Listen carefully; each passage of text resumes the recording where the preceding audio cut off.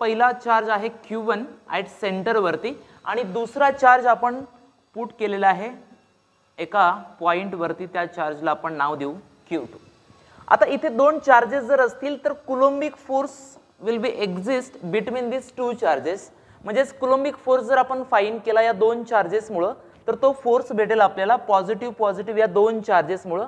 पहिल्यांदा मी इथे हा जो चार्ज Q2 आहे तो इथे लिहिल Q2. दोन चार्जेसमध्ये जर प्रॉपर्टी चार्जेसची जर आपण अप्लाय केली, काय प्रॉपर्टी आहे, the force between two like charges is always repel to each other. जो फोर्स आपल्याला भेटणार आहे तो रिपल्सिव्ह फोर्स भेटेल. त्यामुळे मी जर Q2 वरती जर फोर्स फाइंड केला ड्यू टू चार्ज Q1 तर तो फोर्स भेटेल आपल्याला repulsive. It means that the force F is equal to K Q1 Q2 divided by R square. हा फोर्स झाला आपला कुलोम्बिक फोर्स अँड रिपल्सिव्ह. दुसरा फोर्स आपण या दोन चार्जेस मुळे किंवा हा चार्ज Q2 जो आहे, चार्ज Q2 पार्टिकल रिव्हॉल्व करतोय अराउंड द सर्क्युलर पाथ मध्ये. कारण आपण इथे बघितलेलं आहे कॉम्बिनेशनल फोर्सेस, सेंट्रिपिटल फोर्स आणि कुलोम्बिक फोर्स मध्ये इक्वेशन आपण इथे बघू शकतो. अँड ऑब्जेक्ट हा जो इक्वेशन बघू आपण इथे पहा. An object in a circular motion needs a centripetal force to maintain the motion. The Coulombic force is the provider of that centripetal force. Centripetal force means any force that causes a particle to change direction and moves in a circular path. This force will be the directed towards the center of the circle. म्हणजे जो force येणार आहे दुसरा तर तो force असेल आपला towards centre कडे. त्यामुळे हा फोर्स आपण फाइंड करू टुवर्ड्स सेंटर कडचा, ज्याला आपण हा जो सेंटर कडचा फोर्स आहे तो फोर्स आपला असेल सेंट्रिपिटल फोर्स. तो फोर्सचं इक्वेशन आपण इकडे लिहिल, मी इथे लिहिलेलं आहे already. Force is equal to mv square upon r. दोन फोर्सेस आहेत, एक फोर्स आहे आउटवर्ड डायरेक्शनला, दुसरा फोर्स आहे टुवर्ड्स सेंटरकडे. त्यामुळे दोन फोर्सेसमुळं इक्विलिब्रियम पोझिशनवरती जो चार्ज पार्टिकल Q2 आहे त्यामुळे तो सर्क्युलर पाथ ऑर्बिटमध्ये तो रिव्हॉल्व करतोय. त्यामुळे या दोन इक्वेशनला आपण एकमेकांना इक्वेट करू. म्हणजे पहिला इक्वेशन आहे आपलं कुलोम्बिक फोर्स साठीचं, force is equal to K Q1 Q2 divided by R square. आणि दुसरं इक्वेशन आहे हा झाला इलेक्ट्रोस्टॅटिक्स फोर्स म्हणजेच कुलोम्बिक फोर्स. आणि दुसरा आहे सेंट्रिपिटल फोर्समुळे मिळालेलं equation F is equal to mv square upon r. या दोन इक्वेशनला जर आपण इक्वेट केलं तर नेक्स्ट इक्वेशन काय येईल ते आपण इथे लिहिणार आहोत. First I will write here mv square upon r is equal to K Q1 Q2 divided by r square. या दोन इक्वेशनला आपण इक्वेट करू. First r and r will be cancelled.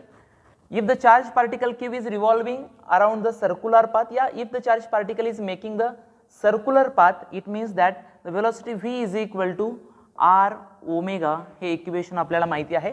हे इक्वेशन आपण याच्यामध्ये पुट करू. मास m is equal to r square omega square is equal to K Q1 Q2 upon r.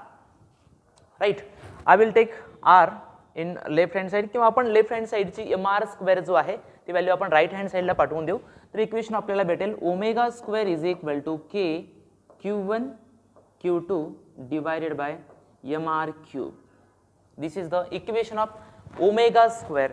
We need to find out the omega only. That's why I will write here omega is equal to K Q1 Q2 divided by mr cube and square root of omega is equal to K Q1 Q2 upon mr cube. This is the angular frequency of charge particle if it makes the combinational force.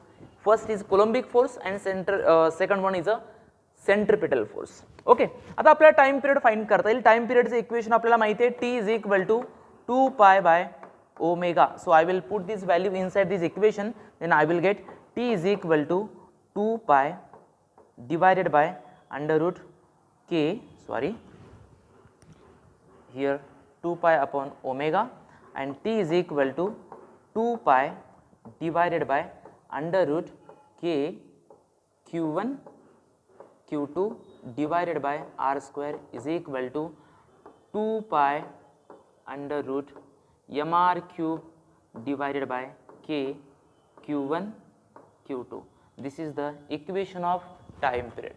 So if there is a combinational force, first is a centripetal force and another one is a Coulombic force, then the angular frequency omega will get, the value is kq under root square root of k q1 q2 upon mr cube, and the time period of charge particle is equal to 2 pi under root mr cube upon k q1 q2. Okay, हा महत्त्वाचा part आहे. Electrostatics ज्यावेळेस forces आपण fine करतो त्यामध्ये combinational forces ही concept येईल. त्यामध्ये वेगवेगळे कॉम्बिनेशनल फोर्सेस आहेत. मग आपण त्याच्यावरती अप्लाय होणारा इलेक्ट्रोस्टॅटिक्स फोर्स सोबत सेंट्रिपिटल फोर्स असेल किंवा इलेक्ट्रोस्टॅटिक्स फोर्स सोबत दुसरा आपल्याला ग्रॅव्हिटेशनल फोर्स ॲक्टिव्ह जर होत असेल तर त्याचं इक्वेशन आपल्याला फाईन करता येईल, किंवा त्याचसोबत आपल्याला बॉयन्सी फोर्स असेल, सिंपल हार्मोनिक मोशन जो आपण क्रिएट होईल आणि त्याच्यामधला SHM फोर्स जो आहे तो क्रिएट होईल. या सगळ्या फोर्सेसचे आपल्याला ॲडिशन करून इक्वेशन क्रिएट करून त्यातल्या अँग्युलर फ्रिक्वेन्सी, त्यातला टाइम पिरियड हा फाइंड करता येईल.